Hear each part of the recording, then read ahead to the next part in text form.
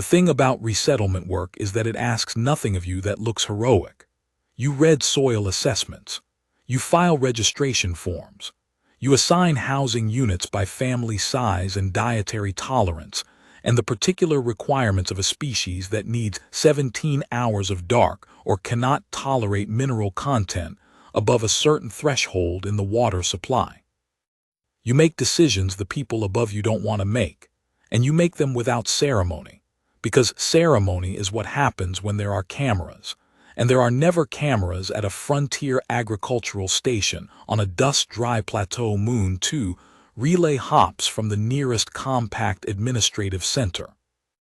I had been at Kelorvath Station for 9 years when Verath and her daughter arrived. 9 years is long enough to know a place in the way you know a person, not their history or their intentions, but their particular quality when they are not trying to present themselves. The plateau moon has a color in the morning that is different from its color at midday, a lower saturation in the early light before the station's sun simulation panels come to full power, and I had learned to notice that color and to use it as a kind of calibration point. When the color looked right, the day was going to be manageable. When it didn't, when the dust haze thickened overnight and the light came in yellow instead of pale, something was usually off in the equipment or the irrigation balance or the disposition of the families in the residential block, and I had learned to pay attention to my own reading of it before I sat down at the desk. The plateau moon doesn't have an official name in the compact registry. It has a coordinate designation and a station number.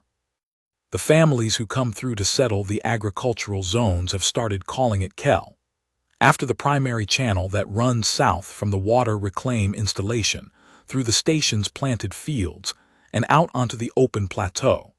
And the station absorbed that informal name over the years, so that even the official communications now go out under Kelorvath Station as a practical shorthand, though the coordinate registry has never been updated and probably will not be.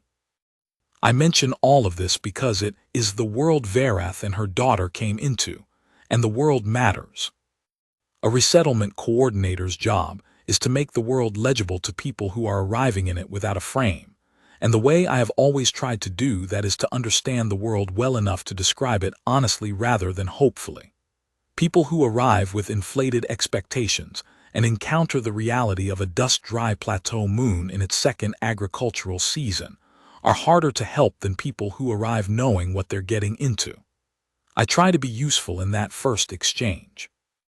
I remember the morning of the 7th rotation shuttle, in detail the way I remember other mornings that turned out to matter.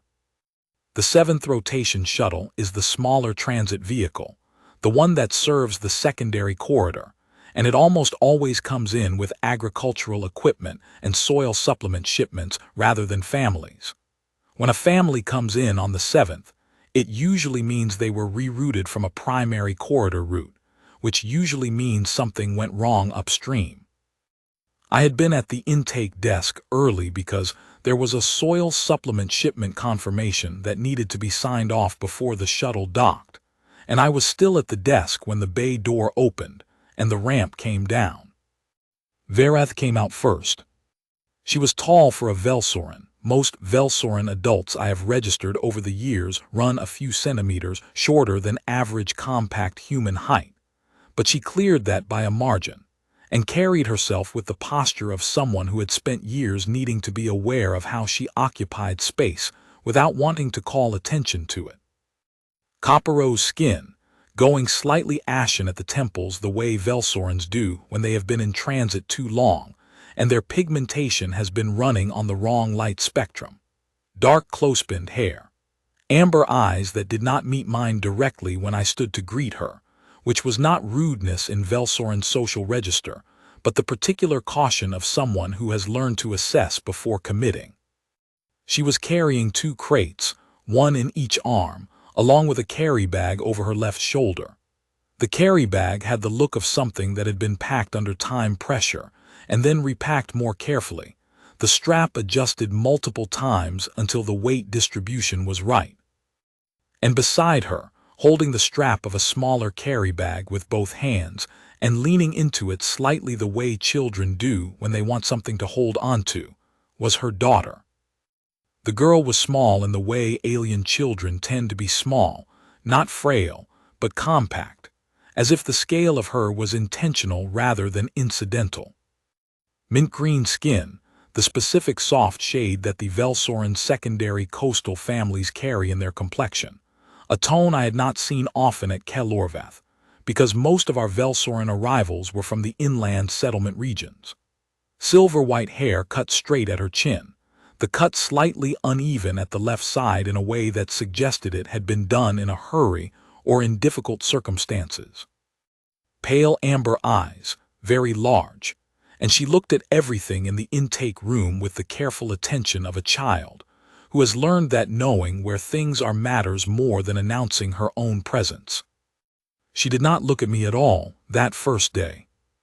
I went through the registration protocol with Verath.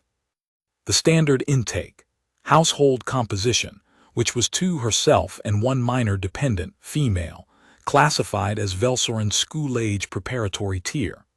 Dietary requirements, standard Velsoran agricultural baseline with a mineral supplement adjustment that she wrote down precisely on the dietary form without needing to look it up, which told me she had been managing this on her own for a while.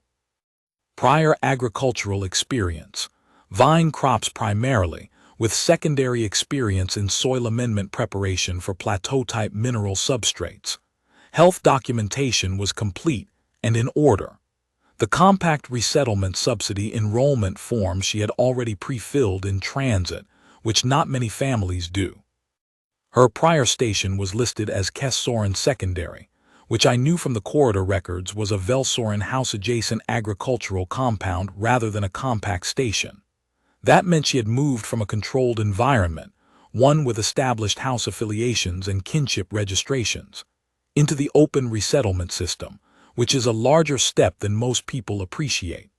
The open system means compact jurisdiction, compact paperwork, compact timelines. It also means a degree of administrative independence that house-adjacent compounds don't provide and don't necessarily welcome. The reason for the transfer was listed as personal relocation following household dissolution. I noted the gap. Household dissolution is a standard category that covers everything from divorce to death to voluntary family separation to a dozen other circumstances, and Verath had not elaborated beyond the category. The notation was legally sufficient. Filing it with the gap intact did not create a problem for the registration. But I have done this long enough to know that the gaps in the forms are usually where the weight of a situation lives, and the weight of Verath's situation was in that 3-word category designation. I did not press. I wrote the registration as filed and assigned them Unit 14. Unit 14 is the east-facing unit in the family residential block, the one with the better morning light and the direct view of the south irrigation channel from the window above the kitchen station. It is the unit I assign to families with children when it is available, because the south channel has a low stone ledge along its near bank, a ledge that predates the station, left over from a survey installation that was decommissioned before my time, and children tend to find that ledge and use it as a thinking place. I have watched more children than I can count sit on that ledge over 9 years, some who arrived frightened, and some who arrived sullen, and some who arrived so exhausted they didn't have the energy to be either, and in most cases the ledge helped. There is something about being at the level of moving water in an otherwise still environment that helps people settle into themselves. I showed them to the unit, carried one of the crates because Verath was carrying the other and the carry bag and there was no reason for me not to, and I walked them through the station's basic geography. The supply station, the agricultural briefing hall, the medical bay, the learning session schedule, the communal meal hall hours. I told them where my office was and that my hours were posted as 6th bell to 21st bell, but that in practice, I was usually there before and after those hours, and that they should come in at any time if they needed anything. Verath thanked me with a small formal inclination of her head. The girl watched me from behind her mother's arm, the pale amber eyes tracking my hands when I set the crate down, tracking my face when I spoke, tracking the door frame when I left, cataloging, storing the information in whatever system she used to manage a world that had recently given her reason to be careful with it. I went back to my office and filed the registration and made a note in my coordinator's log, not in the official record, in my own log, the one I have kept since the second year at Kelorvath, that said, Household 14, Mother competent and cautious, Child watching everything, keep the door open. That is the only note I made that day. It seemed like enough. The first 3 weeks were ordinary in the way that first weeks at a resettlement station are ordinary, which is to say they contain the specific effort of ordinary that isn't actually easy. Verath came to the new arrival advisory session on the third morning of their first 10-day and asked good questions about vine crop soil preparation in high mineral plateau conditions. She had strong baseline knowledge, and she learned the differences between the plateau substrate and what she had been working with at Kessoren quickly, which told me she had a good abstract model of soil chemistry that she could apply across different specific conditions. That kind of transferable knowledge is what the good farmers bring in.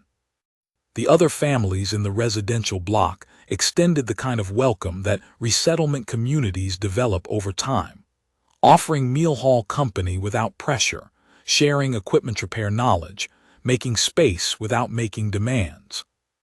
The Aldevar family in Unit 11 had 3 adolescents who had been at the station long enough to know where everything was, and who served as informal orientation guides for new arrivals, which was a function they performed without being asked, and which I had come to rely on.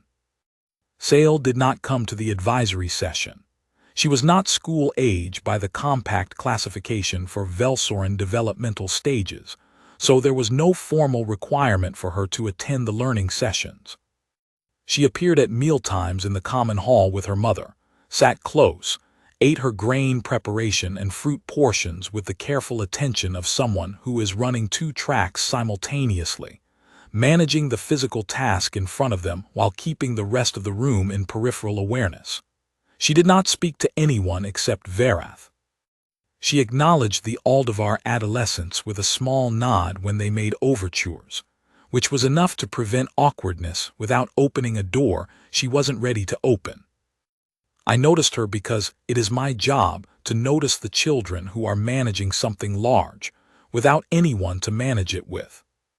You develop an eye for the held stillness that is different from natural quietness or natural introversion. The stillness of a child who has had to be their own caretaker for long enough that the habit is structural now, who is not going to trust a new environment until the new environment has demonstrated, through sustained and unremarkable behavior, that it is worth trusting. I did not push. 9 years had taught me that the most reliable thing I could offer a child in that condition was the absence of pressure and the consistent presence of an adult who required nothing from them. You cannot shortcut the timeline. You can only be there, reliably and without demand, and let the timeline run. On the 11th day of their residency, I was at the South Channel Bank checking the flow rate sensor at the junction where the main channel splits into the field distribution lines. It is a task that takes about 20 minutes when the sensor is behaving, longer when it is not, and I do it myself rather than delegating, because the junction sensor has a particular failure mode, a calibration drift in the secondary reading that presents as an accurate reading until you cross-check it against the primary. That I can catch in about 90 seconds of manual review, but that the automated monitoring system does not catch until it has already affected a downstream field section. I was working through the calibration sequence when I heard footsteps on the channel path behind me. I did not look up immediately. The channel path is a common route for station residents, and footsteps on it during morning hours are unremarkable. When I did look up, the girl was sitting on the stone ledge. She had not been there when I started the calibration check. She had arrived without making enough noise to register over the sensor equipment, which suggested she was very good at moving quietly, which suggested she had had practice at it.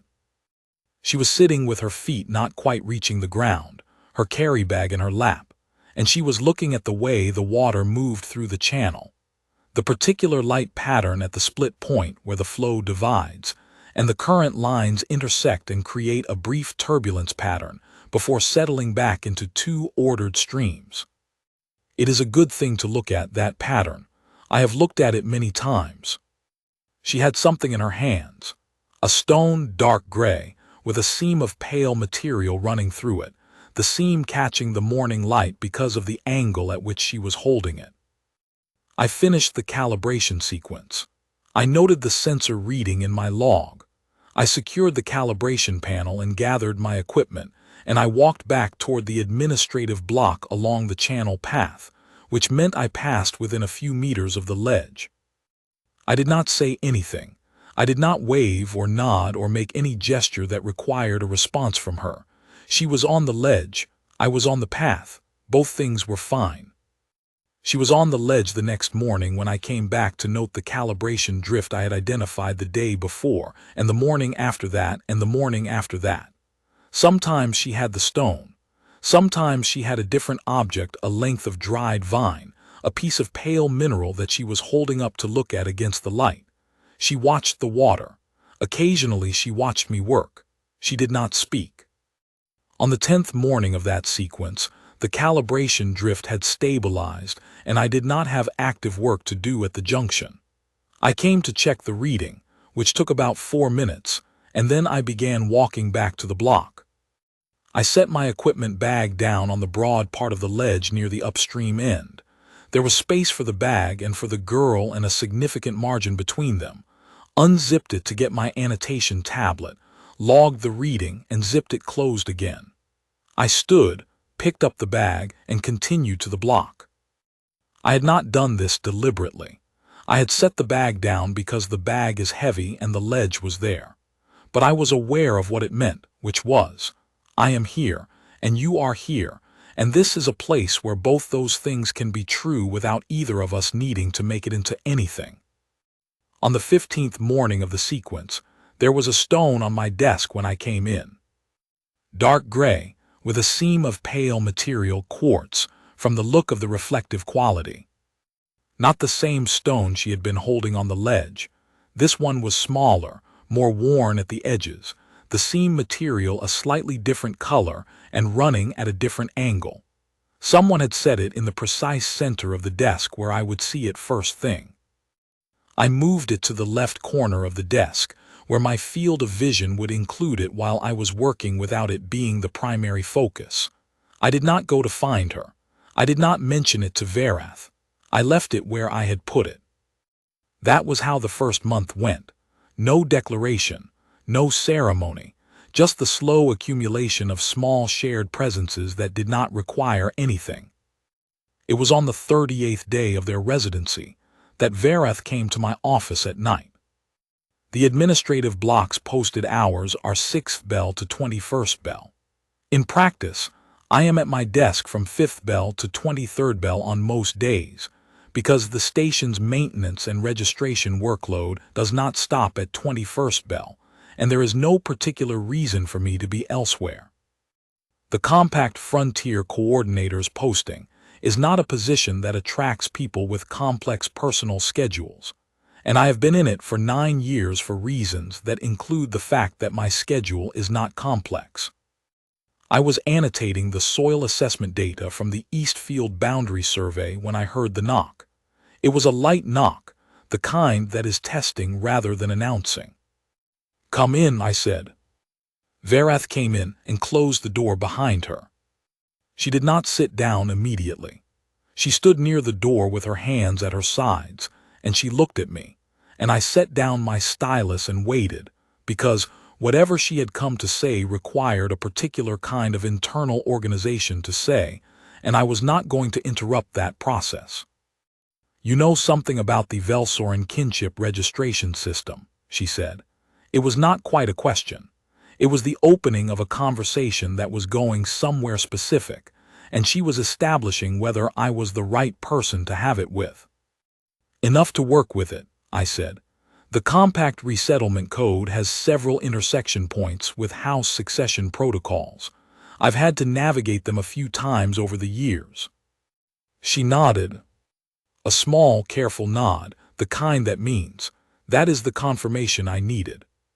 She sat down then. She sat the way someone sits when they have been carrying something heavy for a long time and have decided to put it down, not with relief exactly, but with the deliberate care of a person setting a fragile object on a surface they are not entirely sure will hold it. My husband died 14 months ago, she said. Kel Verath, of House Korath secondary line. He was the second son of the secondary line's registered branch. When he died, the House Kinship Council initiated a succession registry review, as required by Velsorin succession protocol when a registered line member dies without a surviving adult in active house association. She paused. My daughter is the only living descendant of the Korath secondary line's direct branch. I set down the stylus I had picked back up without realizing it. The council filed a kinship guardianship petition under Article 7 of the Velsorin Succession Protocol, she said. Article 7 applies to a minor child of a registered line when the minor's registered parent holds no active house association. When Kel died, my house association, which had been registered under his, lapsed. I am now classified as a Velsorin independent, which under the succession protocol places me in a subordinate guardianship tier relative to the House Council. She said this with the particular flatness of a person who has been through the grief of the thing and the outrage of the thing, and has arrived somewhere on the far side of both, into a harder and more practical place.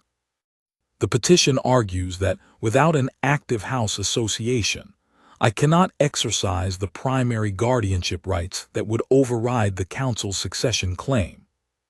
But you're her mother, I said. Not an objection exactly.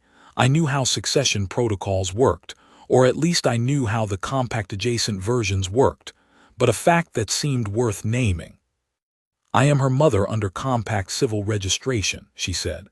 Under Velsorin succession protocol, maternal guardianship is subordinated to House Council guardianship when the mother's house association has lapsed and the father's line has an active council. She met my eyes. I contested the petition through 2 Velsorin arbitration stages. I prepared my own submissions. I retained an advocate for the second stage. I lost both determinations. The quality of the room changed slightly when she said that. Not dramatically, just the particular shift that happens when you understand what someone has been living with. They will send a transfer representative, she said. I don't know exactly when. I believe they located us through the compact resettlement registration. The registry is a public filing under the transparency provisions of the Compact Resettlement Code, and the name and station location are visible to anyone with a compact civil registry access credential. She looked at her hands. I should have thought about that before I filed. I did not think about it carefully enough. The registry transparency provision is not commonly known outside compact administrative circles, I said. You could not have been expected to anticipate it. She acknowledged this without absolution. It was not the point. What is it that you're asking me? I said. She met my eyes again, directly this time. Provision 41 of the Compact Resettlement Code, she said. Subsection 3 allows a registered resettlement coordinator to enter a provisional guardianship notation in the household registry on behalf of a minor dependent when the coordinator has documented reasonable grounds to believe that the minor's welfare requires additional registered protection. She had looked this up. She had looked it up carefully and had worked with it until she understood exactly what it did. The notation creates a competing registered claim in the compact civil registry. Under Article 12 of the Compact Velsorin Bilateral Welfare Accord, A Velsoran House guardianship petition cannot be executed against a minor Velsoran national residing on compact territory if there is a contested competing notation in the compact registry without a mandatory joint compact Velsoran arbitration review. I thought about that. She was right. Provision 41, subsection 3, I had used it once before in my 4th year at Kelorvath for a different situation involving a disputed inheritance claim rather than a succession petition. The mechanism was the same. A competing notation in the compact civil record created a procedural obstacle that slowed the opposing proceeding down, required a joint review structure, gave you a window. It buys time, I said. It creates a procedural delay, not a resolution. I know, she said. I have a compact civil advocate retained. She believes the petition has a procedural flaw in its foundational jurisdictional claim, a requirement that the petitioning house demonstrate continuous registered kinship maintenance with the minor's household for a specified period prior to the petition filing. The advocate believes House Korath did not meet that requirement. She paused. But she cannot raise the flaw formally until there is a joint review proceeding. The joint review gives her the standing to argue it. The notation gives her the joint review. I was looking at her while she explained this, and I was also looking past her explanation at what it had cost her to put it together. Not just the legal work, though that was considerable. The decision to come to my office at night and ask a human man she had known for 38 days to put his name on a legal document that would put him directly in the path of a house succession proceeding. That decision had not been made lightly, and had not been made without full understanding of what she was asking. A provisional guardianship notation puts my name in the compact civil registry as a registered protective party for a minor Velsoran child, I said, not as an objection, but as a precise accounting of what I was agreeing to. If the House sends a transfer representative with an executed order, that person will present it to me, and I will need to respond to it directly. I'll need to hold the position under that conversation. Yes, she said. That is not a problem, I said. I was quiet for another moment, not with uncertainty, but with the particular stillness of someone who is about to do something and wants to do it correctly. The notation requires that I document reasonable grounds, I said. I'm going to write the basis precisely because the notation needs to hold if it's reviewed. 38 days of daily contact, observed trust indicators, documented evidence of a specific relationship. That is what the record will say. Yes, she said. And it is accurate, I said, not a legal fiction, accurate. She looked at me for a moment. I thought she might say something, but she didn't, and I think that was because there wasn't anything to add to it. I pulled up the Provision 41 notation form in the registry interface. I entered sales registration number, Verath's registration number, and my coordinator identification code. In the basis field I typed, Coordinator has maintained active daily documented contact with minor dependent since date of household arrival. Minor dependent has demonstrated consistent behavioral indicators of a specific and particular trust relationship with coordinator, including voluntary initiation of shared physical proximity, voluntary provision of personal objects indicating relationship acknowledgement, and sustained reciprocal attention in shared work environments. Coordinator has reviewed the household's registration circumstances and has reasonable grounds to believe that an uncontested third-party guardianship transfer would cause significant welfare disruption to the minor.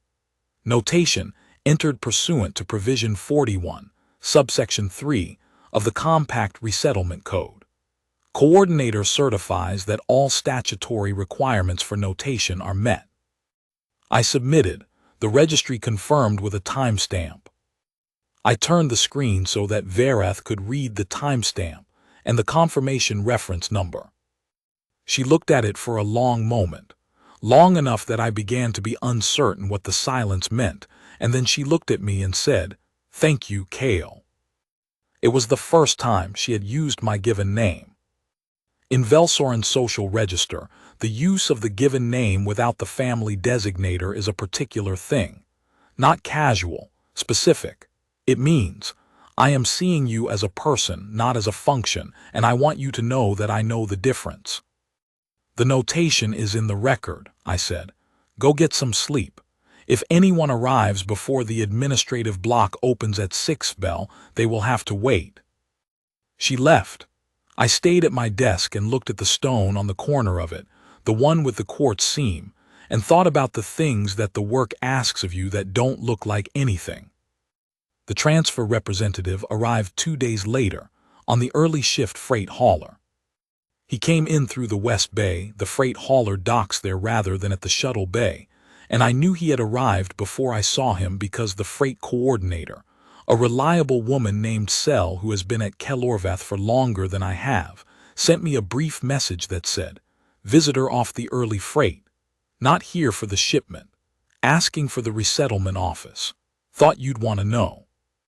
I was already at my desk. He was Velsorin, middle age, with the particular bearing of a man who does a great deal of administrative and legal work in official capacity, and has organized himself around the efficient completion of it. Traveling clothes without visible house insignia, a standard practice for house representatives in third-party jurisdictions, where displaying the insignia creates a different kind of dynamic than arriving as a professional conducting routine business. He carried himself as someone accustomed to being in offices and presenting documents and receiving cooperation. He gave me his name, Corvin Velkorath, and his role, and he placed a document case on the desk and opened it. The transfer order was well prepared. I will give House Korath that. It cited the succession protocol provisions with precision, named the correct arbitration stages and their determination dates, included the petition number and the full jurisdictional chain from the Article 7 filing through both adverse arbitration outcomes. The basis section was clearly drafted and internally consistent. Someone on the House's legal staff was competent. I read it twice. I read it the way I read every document that has legal implications, from the beginning, not skimming, noting the structure and the specific language at each stage. Then I set it down and folded my hands on my desk. "Mr. Velkorath," I said, "I want to be straightforward with you because I think directness is more useful to both of us than anything else here. I've read this order. I understand what it's asking, and I understand that it represents the outcome of a completed arbitration process. I also need to inform you that there is a competing notation in the Compact Civil Registry for this minor, filed under Provision 41 of the Compact Resettlement Code, which creates a jurisdictional complication that this order does not address, and that I am obligated to observe." He had been expecting a different opening. I could see the small recalibration, not surprise exactly, but the adjustment of someone who had expected a particular room and found a different one. "The Velsorin succession protocol takes precedence over compact resettlement notations for Velsorin nationals," he said. It was a professional statement, not aggressive, establishing the legal framework as he understood it. "In the majority of circumstances, yes," I said. "The Velsorin succession protocol is the governing instrument for Velsorin kinship determinations, and I'm not disputing that. What I'm telling you is that under Article 12 of the Compact Velsorin Bilateral Welfare Accord, a competing registered welfare notation in the Compact Civil Registry for a minor Velsorin national who is residing on compact-administered territory, triggers a mandatory joint Compact Velsorin arbitration review before any third-party guardianship transfer can be executed from compact territory. The minor is residing on compact-administered territory. The notation is in the registry as of 49 hours ago. The joint review requirement is automatic under the Accord." I paused. "I'm not able to permit the transfer to be executed from this facility without that review. Doing so would place me in violation of the bilateral accord, and I am not willing to do that." He looked at me steadily. He was doing the assessment I had been waiting for him to do, determining whether I was obstinate or whether I had actually done the legal work. The answer to that question changes the nature of the conversation. "The notation was filed by you," he said. "Yes." "What was the basis?" "Daily documented contact with the minor dependent since the family's arrival on the station. Observable specific trust relationship.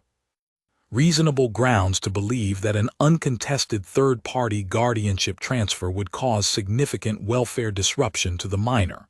I met his eyes. "Those are the statutory requirements under Provision 41, subsection 3. All three are met. The notation is valid." He was quiet. He looked at the transfer order on my desk, and then he looked at me. "The House will file for a joint review," he said. "That is their right under the Accord," I said. "The joint review process runs through the Compact Regional Authority Office at Kesorvath Administrative Center. The standard review timeline under Article 12 is 45 days from filing. An expedited review can be requested, but the expedited classification requires a demonstration of imminent welfare risk to the minor.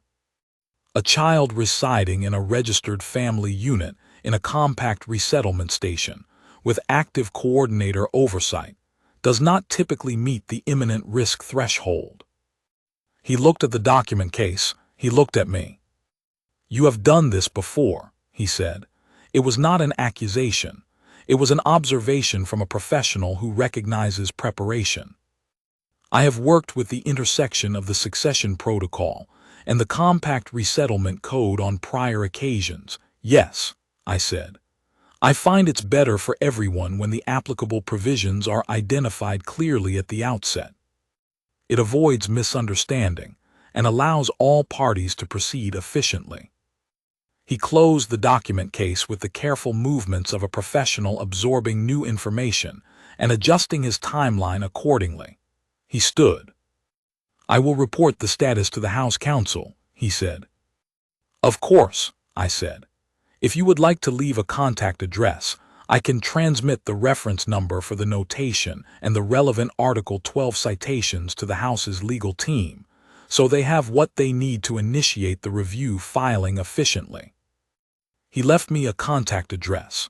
I walked him to the West Bay door and watched the freight hauler's lights clear the plateau edge and diminish into the corridor lane, and then I went back to my desk.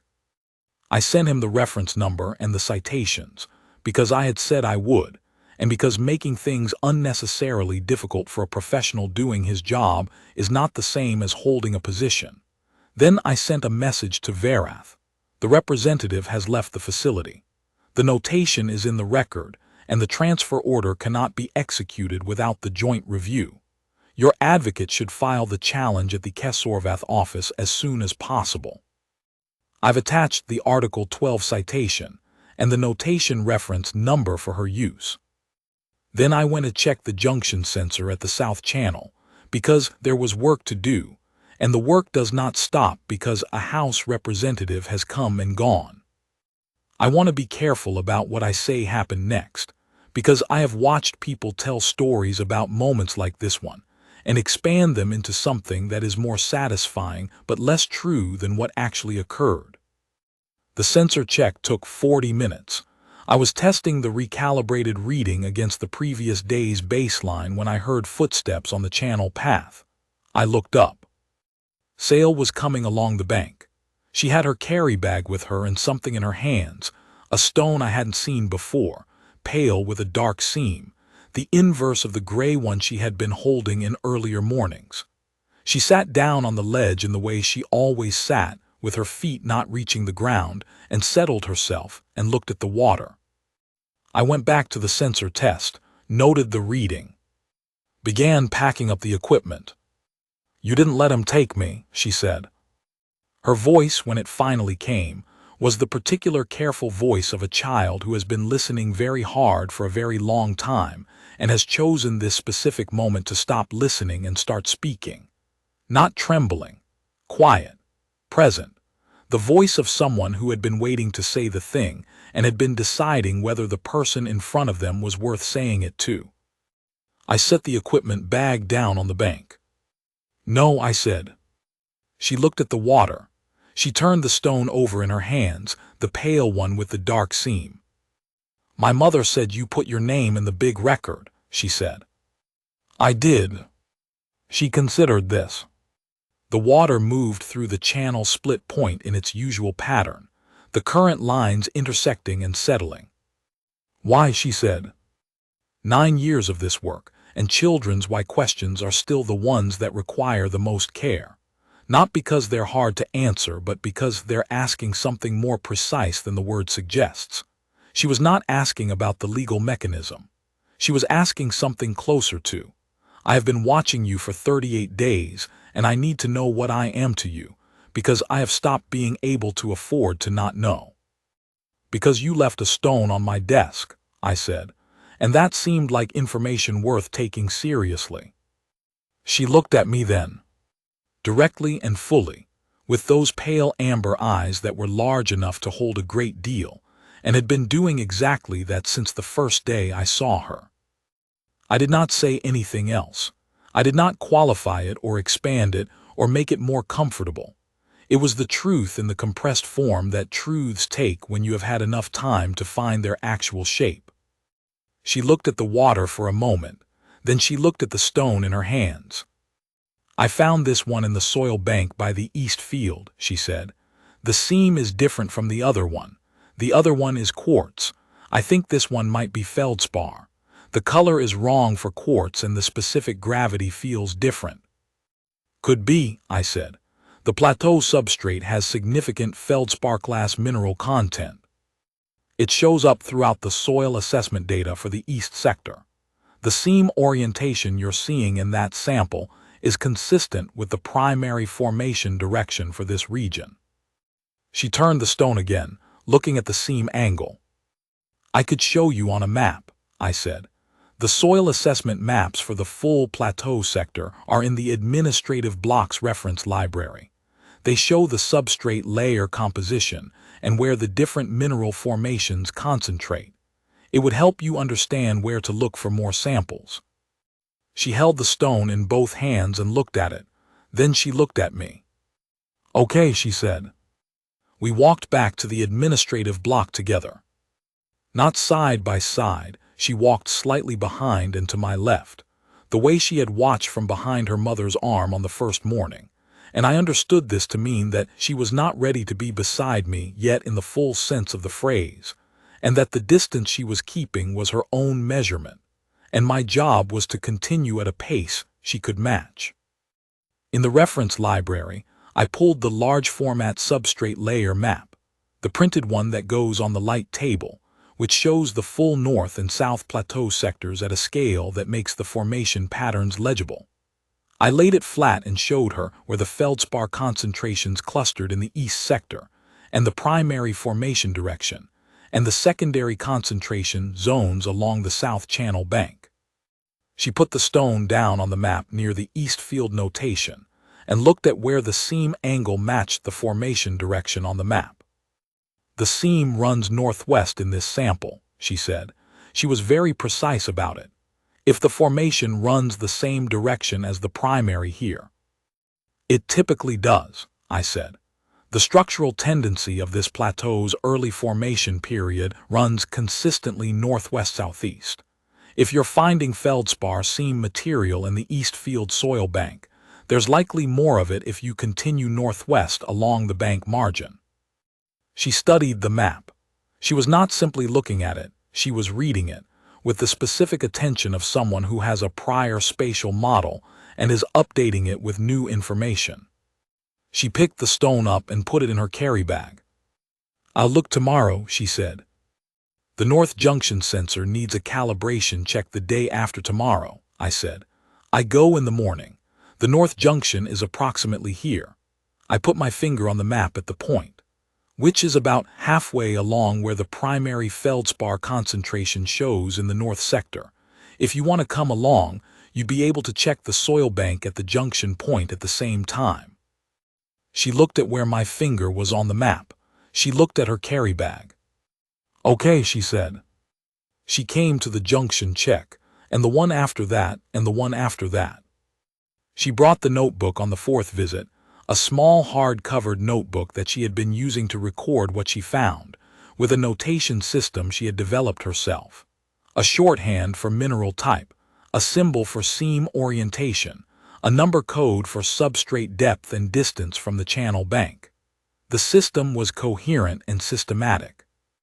On the sixth visit, I asked her to walk me through the notation system, and she explained it without hesitation or self-consciousness, the way people explain systems they have built themselves and are confident in.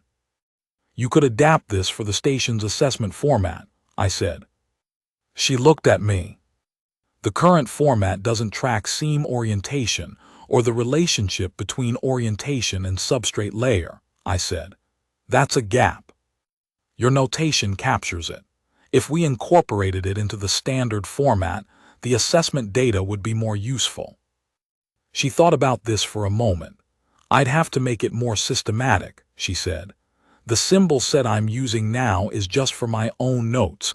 It would have to be consistent enough for other people to use." "That's a revision project," I said, "not a barrier." She looked at the notebook. "Okay," she said. The joint review was filed by House Korath 11 days after the transfer representative left the station.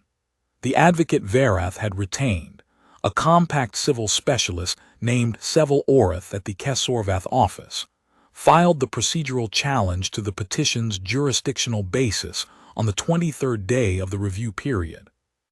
The challenge documented that Article 7's guardian tier provision requires the petitioning house to demonstrate continuous registered kinship maintenance with the minor's household for the 18 months preceding the petition filing. House Korath had not maintained any registered kinship contact with Verath's household for 22 months prior to filing. They had, in fact, suspended her household's house association registration when she had declined to relocate to the primary Korath compound in the weeks following her husband's death. The joint review arbitrator, applying both the Velsorin succession protocol and the bilateral accords joint review framework, found the petition's jurisdictional basis defective on procedural grounds and closed the proceeding. The petition could not be refiled without a full house re-registration process for the affected household line, which requires not less than 2 years under Velsorin succession protocol. I received the notification on a morning when Sale and I were working at the light table in the reference library, updating the North Sector soil assessment maps with the revised notation system she had been developing. The notation system had gone through 3 revisions by that point and was close to the form we were going to incorporate into the station's standard format. She was explaining the rationale for how she had coded the transition zones between 2 substrate types when my workstation alert sounded. I read the notification. I set down the stylus. "What is it?" she said. She had learned over 3 months to read the particular kind of pause I make when something is significant rather than routine. "The petition was closed," I said. She looked at me with those pale amber eyes, very steady. "Closed how?" she said. "In your favor," I said. "The procedural challenge succeeded. The arbitrator found the jurisdictional basis defective. House Korath cannot refile without a re-registration process that takes a minimum of 2 years." She was quiet. She looked at the substrate map on the light table and at her notebook open beside it with the notation symbols she had been refining. "So we can stay," she said. "You were never required to leave," I said. "You have a valid resettlement registration. This station is your legal place of residence." The petition was a separate matter that has now been resolved. She looked at the notebook. She picked it up and held it. "Does my mother know?" she said. "Not yet," I said. "I'll send her the notification, but you heard it at the same time I did. You can tell her first if you want to." She put the notebook in her carry bag. She stood. "I'm going to tell her," she said. "Go ahead," I said. "The map will be here when you come back." She went. I sat at the desk and looked at the substrate map and her open notebook, and the 4 stones lined up along the back edge of the desk, one for each of the major mineral classifications she had confirmed in the survey data, and I did not feel the need to make the moment into anything other than what it was. I opened the notification on my workstation and forwarded it to Verath's communications unit with a brief note. The petition has been dismissed on procedural grounds. The advocate's challenge succeeded. Sale was with me when the notification came in and went to tell you directly. I thought you should have a moment's warning before she arrives. Then I sent the formal completion message to the advocate's office, confirming receipt of the determination and requesting the closure documentation for the station's record, because that is the correct procedure, and it costs nothing to do it correctly. Sale came back after about 25 minutes. She came in without knocking, which she had stopped doing sometime in the 2nd month. She sat back down at the light table and opened her notebook to the page we had been working on. She cried, she said, reporting it, not distressed by it. "That sounds right," I said. "Happy crying," she said, establishing precision. "Yes," I said, "that also sounds right." She found her place in the notation system document and picked up her stylus.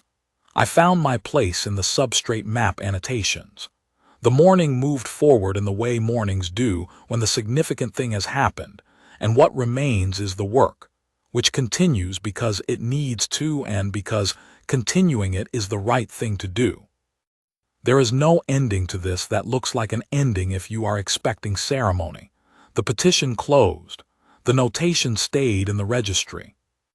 Verath's vine crop plots in the east field established well through the 2nd growing season, and her mineral amendment technique, which she developed independently to account for the specific mineral balance in our plateau substrate, has been noted by the Agricultural Advisory Board as a candidate for inclusion in the Compact's Frontier Agricultural Standards documentation. She will be asked to lead one of the training sessions next cycle, and she will do it well. Sale's soil survey covers the full north sector now and is expanding into the South Channel margin. The notation system is the station's standard assessment format, with her name in the reference column of the protocol documentation. She has become, over time, the person other station residents come to when they find something in the soil they don't understand and want to know what it is. I still check the sensors. The junction assembly I replaced in the 3rd month is holding at 94% efficiency, which is 2% better than the rated performance of the original, and I have noted this in the maintenance log with a small satisfaction that the maintenance log does not require, but that I include anyway.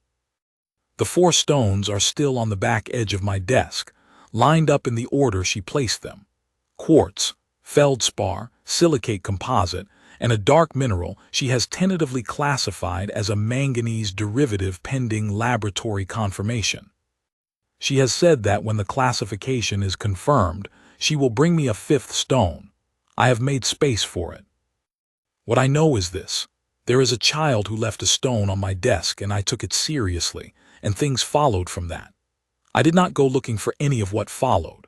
I was trying to do the work correctly, the way I have been doing it for 9 years, and doing the work correctly meant that when a woman came to my office at night and asked me to put my name in a document on behalf of her daughter, I read the applicable provisions, confirmed they were met, and filed the notation.